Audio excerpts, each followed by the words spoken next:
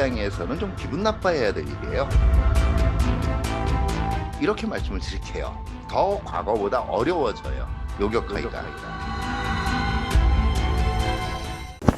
그럼 인터뷰 들어가겠습니다. 최근에 보면은 북한이 좀 미사일을 발사한다라든지 다른 모습들을 보여주고 있는데요. 실제 북한의 미사일 수준이 어느 정도 수준에 와 있다고 좀 보시나요? 한반도 전역은 이미 북한 미사일의 사정거리 안에 들어있어요. 탄두에 뭘 얹든 간에 미사일이 날아올 가능성은 열려 있는 거죠. 일부 탄도미사일에는 핵탑재도 가능할 걸로 판단이 되고요. 작년 1월에 첨단 전술 핵무기를 개발하라고 김정은이 교시를 내렸기 때문에 KN-23이나 KN-24 계열 같은 주요 그 단거리 탄도미사일들에 대해서는 핵탑재가 가능하도록 추진을 하고 있는 걸로 파악이 되고 있고요.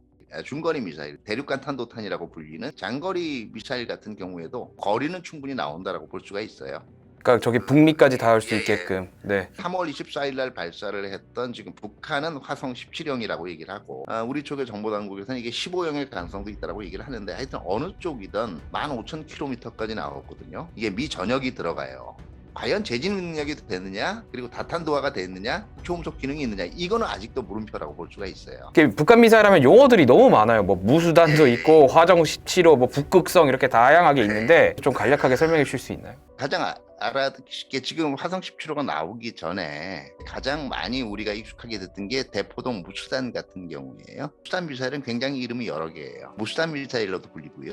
그 한미 정보당국에서 식별용어로 불릴 때는 KN-07로 불립니다. 북한 입장에서는 화성 10호라고 얘기가 돼요. 이 왜 여러 가지 이름들이 붙게 되냐면요. 처음에 그 북한의 어떤 무기가 식별이 될 때요. 이게 새로운 무기인 것 같은데 기존에 있던 걸 약간 변형한 건지 아닌 건지 헷갈리잖아요. 그러면 식별된 지역의 이름을 먼저 붙여요. 함경북도의 무수단리에서 발견이 된 무기 체계면 무수단이 붙는 거고 이게 함경북도 노동리에서 발견이 됐다 그래서 노동인 겁니다. 우리가 흔히 얘기하는 그 레이버 그 노동이 아니에요. 그 다음에 발견되는 무기들이 점점 어떤 공통성이 있단 말이에요. 아 저게 중거리구나 단거리구나. 이렇게 되면 한미정보당국에서 KN에 일련 번호를 붙여요. 여러 가지 미사일들을 구별해서 분류하고 대응하기 위해서 붙인 우리 자체의 이름이고요. 북한이 스스로 이거를 부르는 이름이 있어요. 지대지나 지대공 같은 경우에는 화성이라는 이름을 붙이고요. 방사포에도 붙입니다. 그리고 이제 지금 잠수함에서 쏘는 SLBM 같은 경우 이제 북극전 계열로 이름을 붙이게 되는 거죠. 그러니까 화성 17호 같은 경우에는 현재 있는 북한 측의 시리얼 네임으로 이 판단을 하면 북한이 가진 가장 최근에 개발한 그 미사일이고 지금 고각 발사한 걸로 볼 때는 본토 전역을 사정권에 넣을 수 있는 대륙간 탄도탄이고 핵탑재를 하고 다탄두화나 이런 걸 하려고 마음먹을 겁니다. 저 그러면은 만약에 북한이 이렇게 한반도를 겨냥해가지고 미사일을 쏘게 된다면 우리 갖고 있는 미국의 사드라든지 아니면은 사드가 실패했을 때 패트리어트라든지 이런 걸로 요격이 되나요? 이렇게 말씀을 드릴게요. 더 과거보다 어려워져요. 요격하기가. 근데 요격이 불가능하지는 않아요.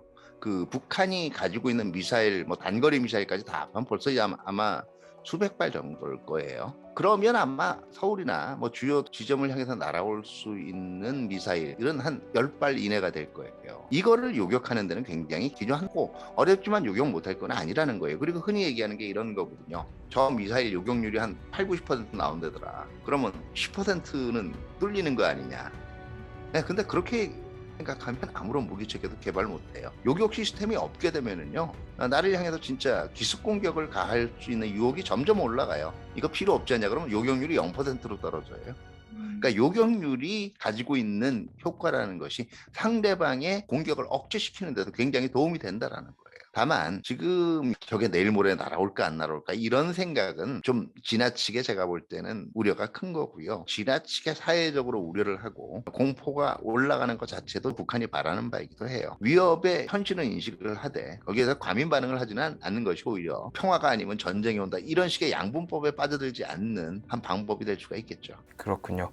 그 정보당국에서는 이번에 쏜 게 화성 17호가 아니다 이렇게까지 얘기들이 나오는데 화성 17호 아니고 예전 모델이라고 좀 보시나요? 두 가지가 이제 석연치가 않다라는 거예요. 하나는 이제 지금 그 비디오에 나왔던 모습하고 발사되는 발사체의 모양이 약간 차이가 났다는 거거든요. 두 번째는 이 16일 날 쐈다가 공중 폭발한 것들 있잖아요. 올라가다가 이거는 분명히 17호 같은데 문제는 한 번 어떤 기술적인 문제가 있어가지고 실패한 거를 2주도 안 되는 짧은 시간 내에 다시 시행하기는 굉장히 힘들거든요. 그럼 2주 내에 북한이 그걸 기술적 결함 완전히 극복했다는 얘기냐에 대한 의문이 있는 거예요. 북한 같은 경우 내부적으로 좀 이슈들이 있지 않습니까? 북한이 어떤 모습을 앞으로 보일지에 대해서 여쭤보고 싶은데요.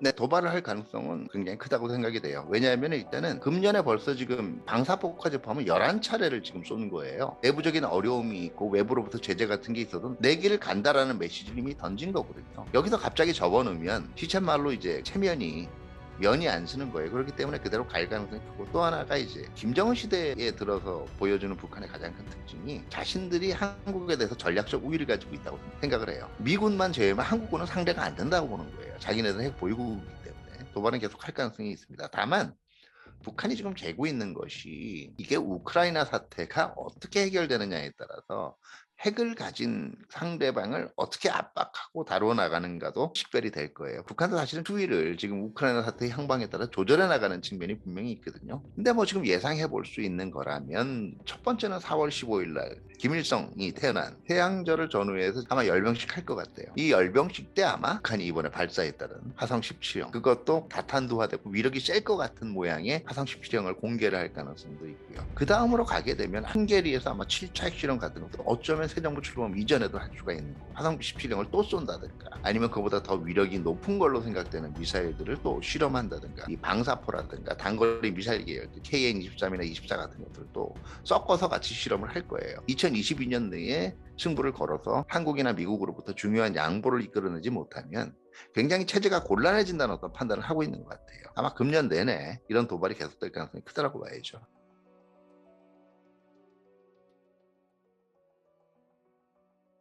ICBM 뮤직비디오 등장했잖아요. 저는 되게 깜짝 놀랐거든요. 북한이 이렇게 세련된 영상을 공개한다는 것 자체가 쇼킹하게 다가왔는데, 이런 영상 공개하고 한 것들은 어떤 의미가 있을까요? 저도 그 영상 한번 봤는데요. 결과적으로는 두 가지예요. 하나는 과거 같은 선전선동 방식으로는 젊은 세대들한테는 어필이 잘 안 되는 거예요. 선전 활동에 있어서도 젊은 층의 기호를 만족시키는 방안을 택했다고 볼 수가 있는 거고요. 두 번째는 김정은의 취향을 반영하는 거기도 해요. 외부의 트렌드도 쉽게 받아들이고, 가능하면 영화라든가 뮤직비디오처럼 북한의 상황 자체를 외부에다 알릴 수 있는 계몽된 지도자라는 거죠. 선대에 비해서 김정은 나름의 통치 스타일을 반영한다고 봐야 되겠죠.